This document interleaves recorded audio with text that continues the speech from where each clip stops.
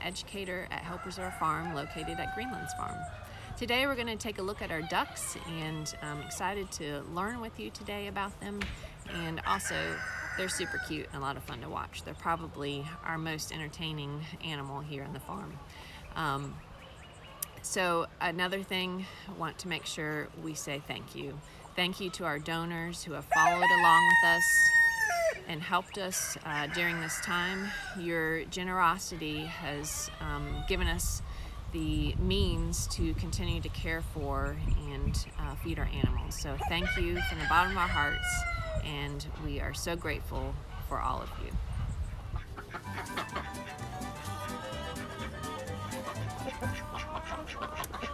So today we're going to talk about our ducks, and ducks have been domesticated for more than 500 years. Ducks are found on every continent except Antarctica, and the most commonly recognized duck is the mallard. They can be found in America, Europe, Asia, New Zealand, and Australia. Ducks are part of the bird family, Anatidae, and they're also known as waterfowl, and most are aquatic and live in both fresh and salt water. They have waterproof feathers, and we'll take a look in a second at some of our ducks' feathers. Hello, I'm Erin. I'm an intern here at Hope Reserve Farm, and this is Pocahontas. We're going to talk about her today. So we're going to take a look at Pocahontas's feathers, and Pocahontas actually used to be all black, and every time she molts she gets white feathers, and that's kind of typical with, so she's an Indian runner also, and she's known as a black Indian runner, which she's now mostly white Indian runner. But her feathers, so all of them, because they are waterfowl, their feathers are waterproof, so they have a downy sorry about that. They have a downy underlayer, and it stays dry. They can actually be under the water for a long period of time, and it still will not get wet because their top layer of feathers is very waxy. So at the base of their tail, they have a special gland, and it puts out some oil, and it's what waxes their feathers. So let's see if we can take a look. Hey, baby. I know, you're a good girl. So you can see the down underneath, so you can see it's really soft under here, and so all of that stays dry. You can see how it's actually really soft. You can see how the feather looks much different than it does on top. So that these feathers get very waxy, and if you actually pet them, you can feel the wax on their feathers, and that's what helps them stay dry. So if we take a look at their bills are specially designed to strain food from the water. So there's a hard nail at the tip, and you can kind of see, let's see if I can, sorry, it's not focusing. You can kind of see this tip right here. And that helps with foraging, and it's kind of like there's some comb structures on the side of her, if you're, which I'm not going to open her mouth because I don't think she'd appreciate that, but there's actually some combs that run along the side of her bill, and it works kind of like a strainer. So it helps strain out the dirt, and it keeps all the little goodies that they find. So what they're doing right now, you can see Tina Turner and Pocahontas dabbling. So ducks are omnivores. They eat aquatic plants, small fish, insects. Ours mostly insects and worms and grubs. And they also like to graze, so they like to eat grass, so they'll forage on grass as well.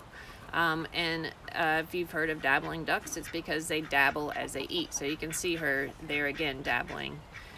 So they skim along the surface, and they nibble at the water with little tiny bites, and that's what the dabbling comes from. And we took a look at her bill and talked about that, and that's what helps her when she dabbles and eats. So it helps strain out the dirt and lets her get some protein from worms and grubs and other goodies that she finds in the soil.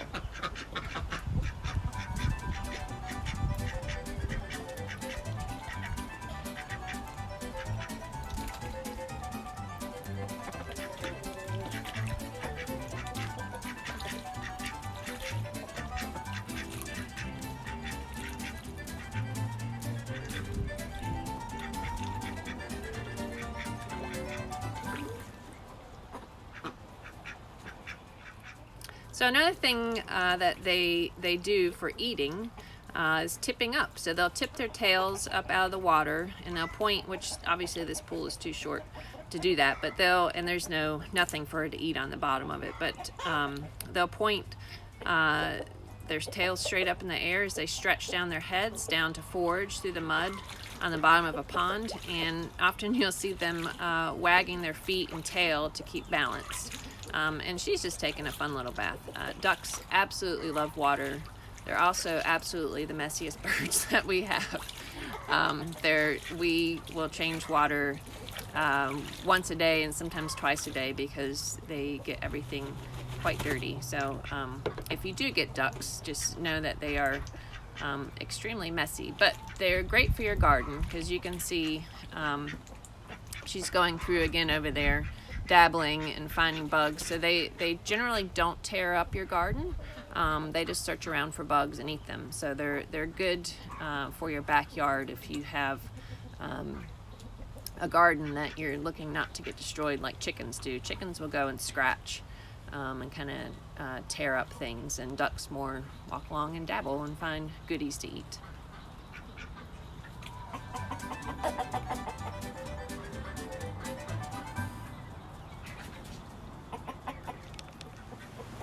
So if you take a look at our ducks here, you can see this particular breed is called a gray Indian runner.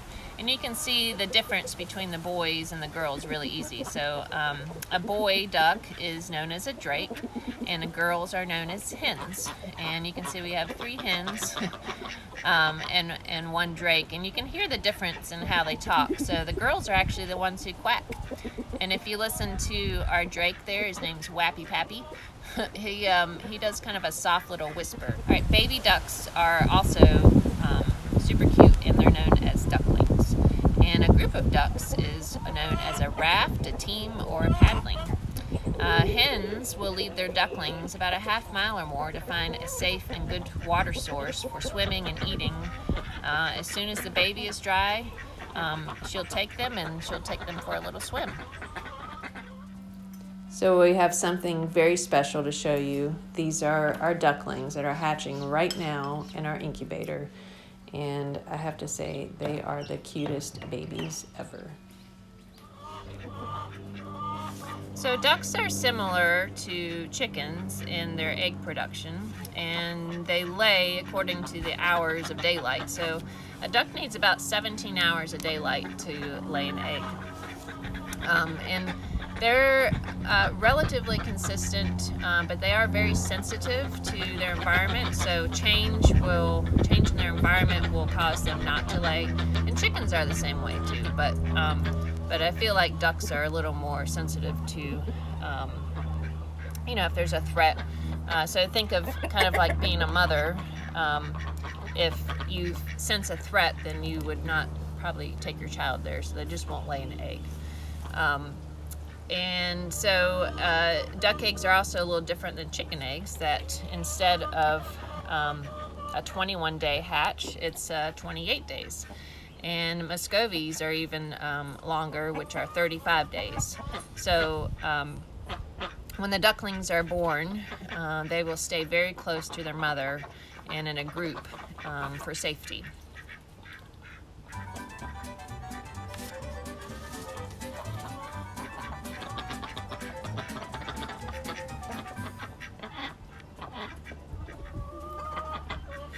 So ducks have very a curious nature, and they're very friendly, and they're outgoing and social, but prefer to be in a group. So if you ever see a group of ducks, it's kind of like the whole duckling mentality, where they will stay together with each other. They're very funny and entertaining. This particular breed, the Indian runners, are a little more shy. So with each breed, they have different personalities, and this breed's a little shyer, but when you raise them from ducklings, they actually will, the more time you spend with them, the more they will imprint on you, kind of like turkeys do the same thing. So they kind of see you as part of their family, and they become extremely friendly.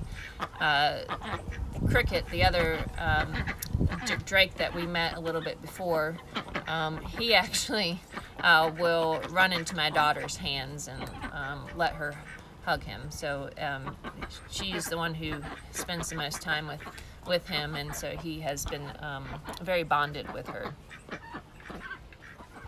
So as in humans, the females are much more vocal, which you can hear. So they do talk a lot. Like a lot of people think women are very chatty, and you can hear our girls are very chatty here. Wappy Pappy does have a lot to say, but he's obviously much quieter.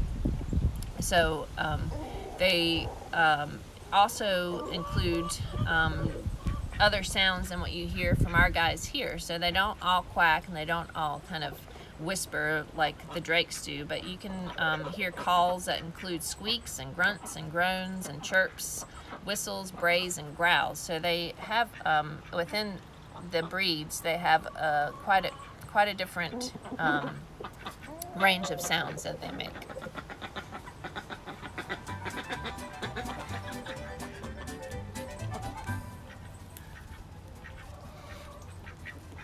So ducks live about 5 to 10 years in the wild, and sometimes 8 to 20 years if they're in a safe domestic setting. So it also depends on the species on how long they live, but when you get a duck, it's good to be prepared to have them for a long time. Thank you guys for being here today. We hope you enjoyed learning about ducks, and we are so grateful for your support and for being a part of our virtual learning videos, and we look forward to seeing you again soon.